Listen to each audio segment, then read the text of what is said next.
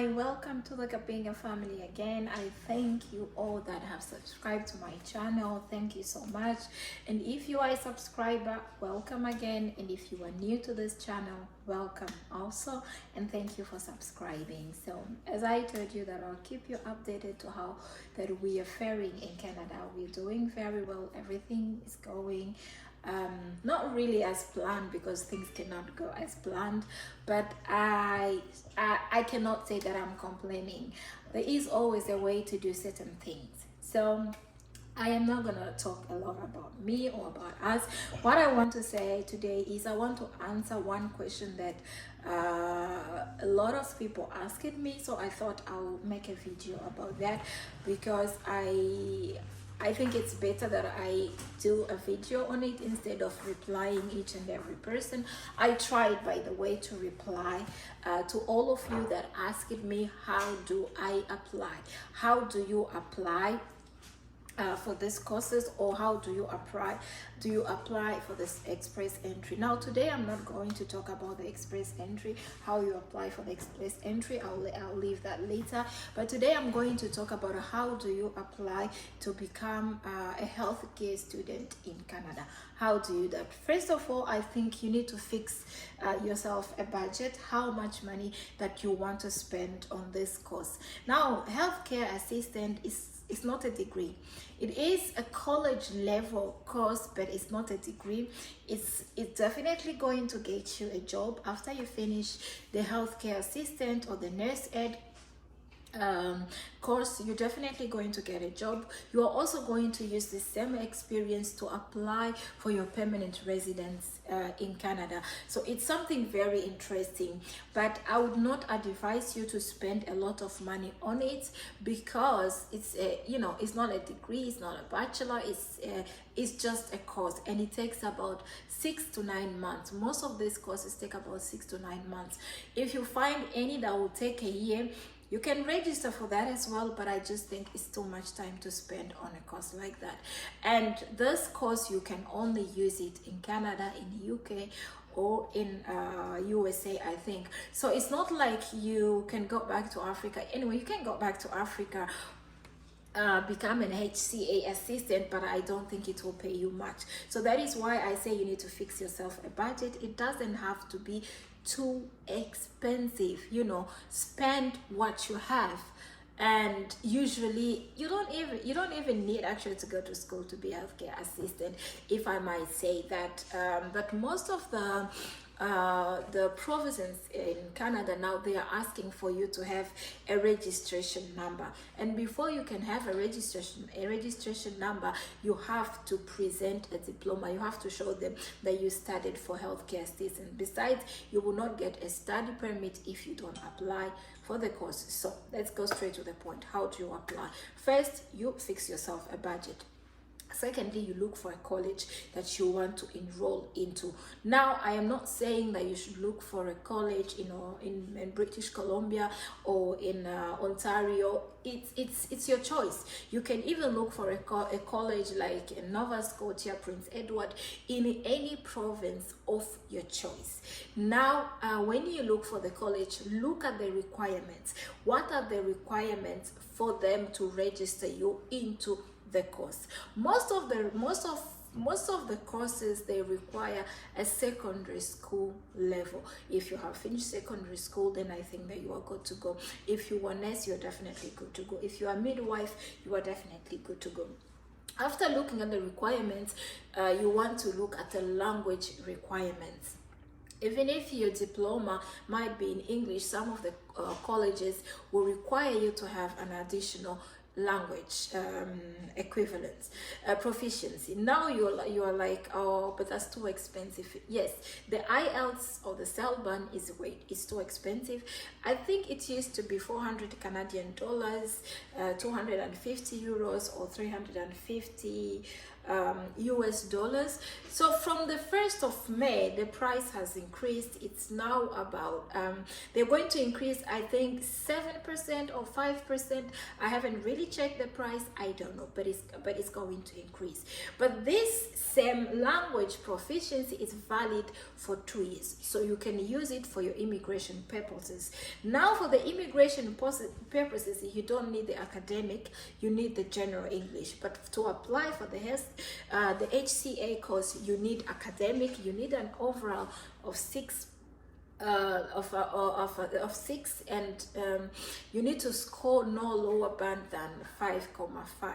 Now I think that anyone that has completed high school should be able to, in English of course, should be able to get this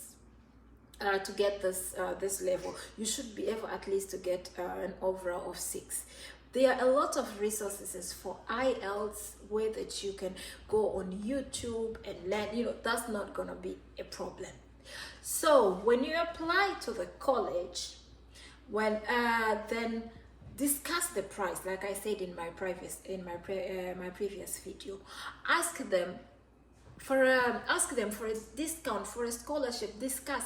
Don't pay them unless you know that they are giving you the cheapest price that they can ever give.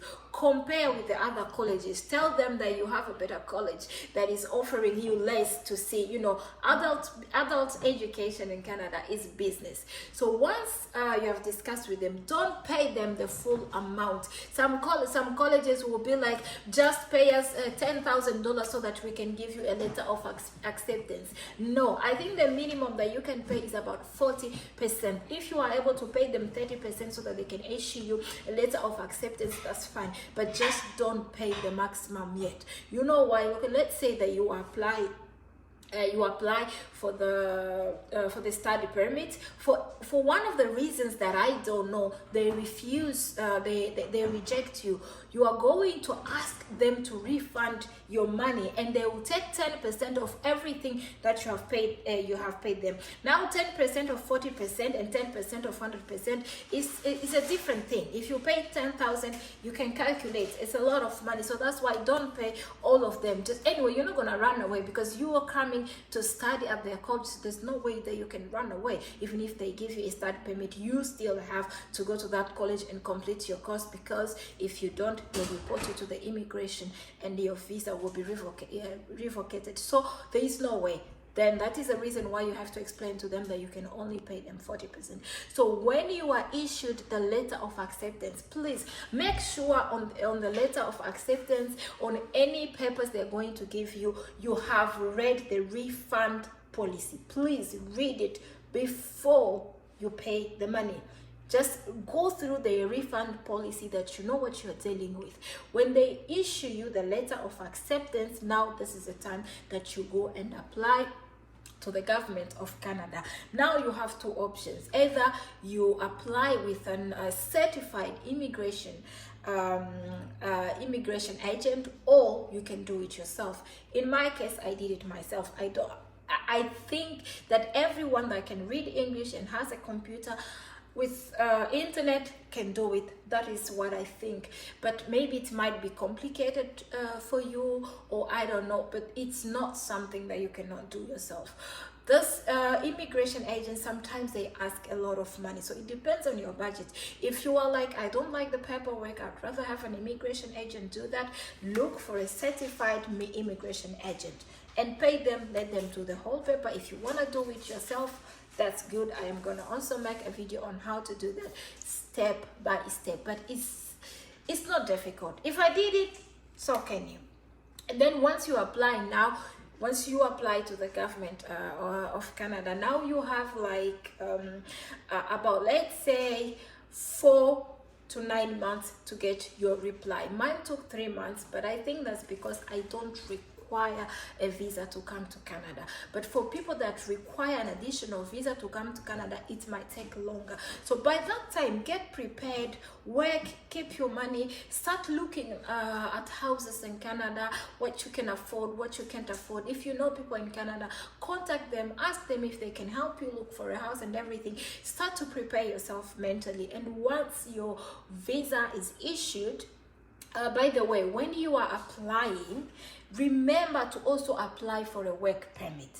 Now, there is a question when you're going through the file, when you're going through the application, where they ask you if you require a work permit for your studies. Please click yes, because if you don't have the additional work permit with your study permit, you might not be able to work, because most of the healthcare courses, the first 3 to 4 months are online courses, which means you can do the course while you work, I don't know, anywhere at McDonald's or anywhere that you want to work, and at least you can earn more money, as life is expensive everywhere. That's what I also want to mention. Now, once you are issued the study permit and the work permit, you're ready, then you can move to the province that you chose.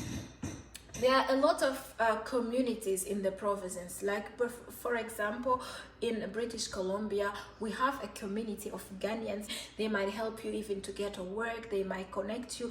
But once you are issued your study permit, your work permit, start looking for jobs on Indeed, on the website, so that you come at least prepared and save money. Bring your clothes. If you have your driver's license, please bring it.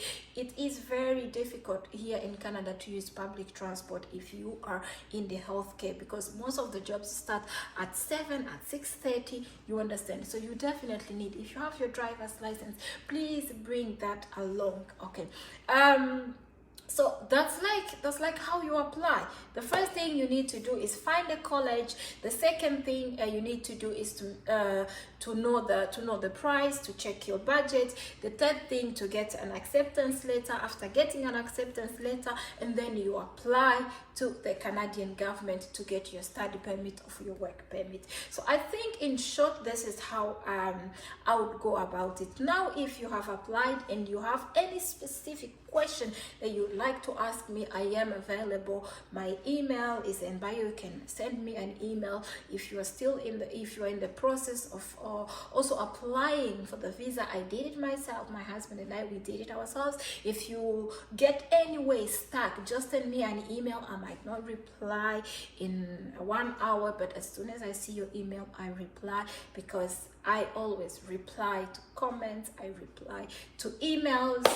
That's how I do. So if you have watched this video until the end, I thank you so much, and I would like to ask you to share the video to someone you know that it might help. And if you still have questions, please just write them in the comments and I'll make a video about it.